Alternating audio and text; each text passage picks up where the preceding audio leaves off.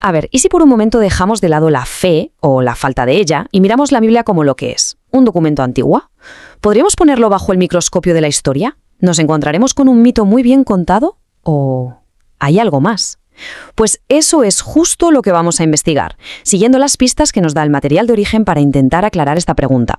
Y aquí está el quid de la cuestión. Por un lado, tenemos una colección de textos que, para bien o para mal, ha dado forma a nuestra civilización. Por otro, la crítica de que, en fin, es pura ficción. En vez de posicionarnos, vamos a hacer de detectives. Vamos a examinar las pruebas que se nos presentan como si estuviéramos en medio de un caso por resolver. Bueno, pues al lío.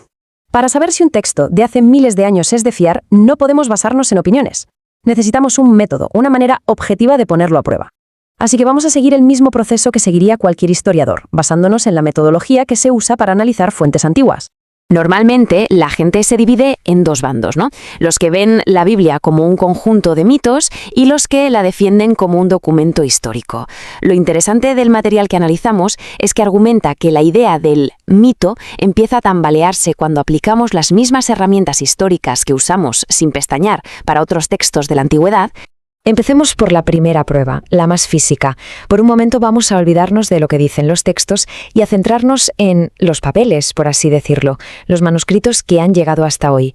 Cualquier historiador serio empezaría por aquí, y nosotros también.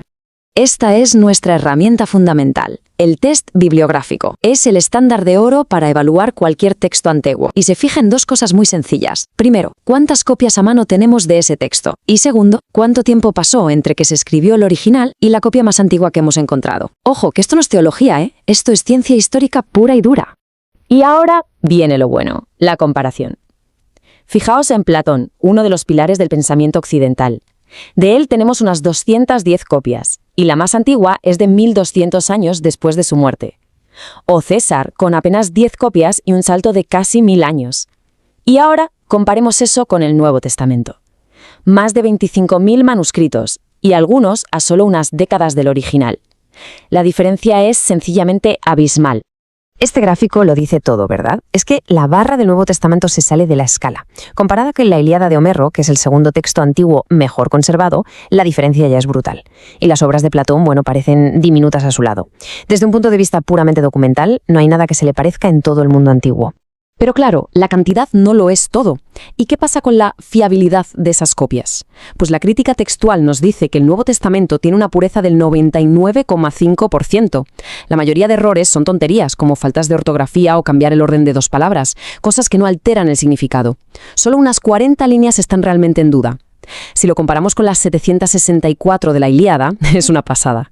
Vamos, que lo que leemos hoy es prácticamente idéntico a lo que se escribió. Vale, ya hemos visto la prueba externa, los manuscritos. Ahora toca bucear dentro del texto, analizar la propia historia. Y la pregunta es, ¿cómo es posible que una colección de libros tan increíblemente diversa pueda contar una sola historia coherente? Pensemos un segundo en la locura que es esto. Hablamos de unos 40 autores distintos que escribieron a lo largo de 1500 años. 1500. Había reyes, pescadores, médicos, recaudadores de impuestos, escribiendo en 3 continentes y en 3 idiomas diferentes. Lo lógico, lo esperable, sería un caos absoluto de contradicciones. Y sin embargo, lo que se argumenta es que contra todo pronóstico, de todo ese batiburrillo emerge un único hilo conductor. Una historia de redención que va desde el Génesis hasta el Apocalipsis. Estadísticamente, esto es una anomalía. Es algo que sencillamente no debería ocurrir. Vamos con otra herramienta de detective histórico. Se llama el criterio de la vergüenza o del bochorno. La idea es súper sencilla. Si un escritor incluye en su relato detalles que le hacen quedar mal a él, a sus héroes o a su causa, es muy poco probable que se los esté inventando. ¿Para qué iba a hacerlo? Y el Nuevo Testamento está lleno de esto. Los discípulos, los futuros líderes, son presentados como cobardes, torpes, que no se enteran de nada. Pedro, que se supone que es la roca, niega a Jesús 3 veces. Las primeras personas que ven a Jesús resucitado son mujeres, cuyo testimonio en esa cultura valía menos que nada. Y lo más gordo, tu supuesto Mesías, tu Salvador, muere ejecutado de la forma más humillante que existía. Si te inventas una religión para ganar adeptos, ¿de verdad te escribes esto? Parece más bien que estaban contando lo que pasó, por muy incómodo que fuera. Muy bien, ya hemos mirado los documentos por fuera y por dentro. Ahora toca salir al mundo real. Vamos a buscar si hay pruebas externas que corroboren lo que se cuenta, como las profecías y la arqueología. Este ejemplo es fascinante. Antes del año 70, los evangelios recogen una predicción de Jesús, que el gran templo de Jerusalén sería destruido hasta el punto de que no quedaría piedra sobre piedra. Pasa el tiempo y en el año 70, el historiador Flavio Josefo, que no era cristiano ni nada por el estilo, escribe cómo los soldados romanos, para sacar el oro que se había derretido con el fuego, desmontaron el templo piedra a piedra, exactamente como se había predicho, una predicción específica, cumplida y registrada por una fuente externa. Y aquí es donde entran las matemáticas, y la cosa se pone, astronómica. Un matemático, Peter Stoner, se puso a calcular la probabilidad de que una sola persona cumpliera por pura casualidad solo 8 de las profecías más importantes sobre el Mesías. El resultado es 1 entre 100.000 billones. Claro, un número así es tan grande que es imposible de imaginar. O sea, no nos dice nada. ¿Cómo podemos visualizar una probabilidad tan remota? El material de origen nos propone una analogía para entenderlo. Imagina que cubrimos toda la superficie del estado de Texas con monedas de 1 euro. Pero no una capa fina, no, una capa de 60 centímetros de altura. Y ahora, cogemos una de esas miles de billanes de monedas, le hacemos una marca, la tiramos en un punto al azar y lo mezclamos todo bien.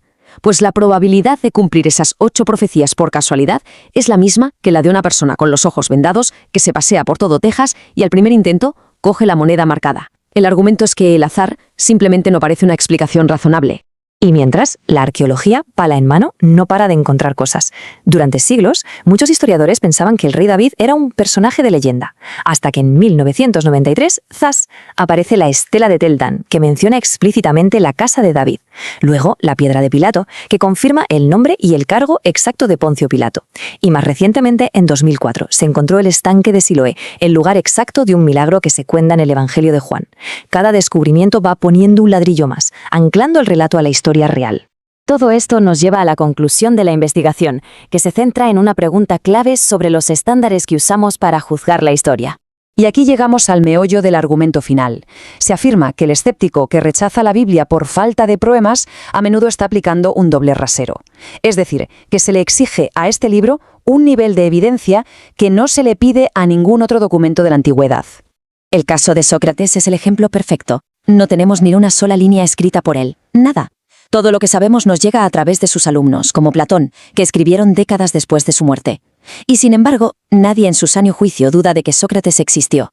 En cambio, para Jesús tenemos múltiples relatos, escritos mucho más cerca de los hechos, además de referencias externas, y aún así se le somete a un escrutinio infinitamente mayor. Según la fuente, esto es un doble estándar de manual. Y esto nos deja con una última pregunta para reflexionar. El material de origen nos plantea lo siguiente. Si descartamos la Biblia como un mito, a pesar de todas estas pruebas, ¿qué implicaciones tiene eso para el resto de la historia antigua? Una historia que en muchos casos se sostiene sobre pruebas muchísimo más débiles. Es una pregunta que, como mínimo, nos obliga a revisar nuestros propios criterios.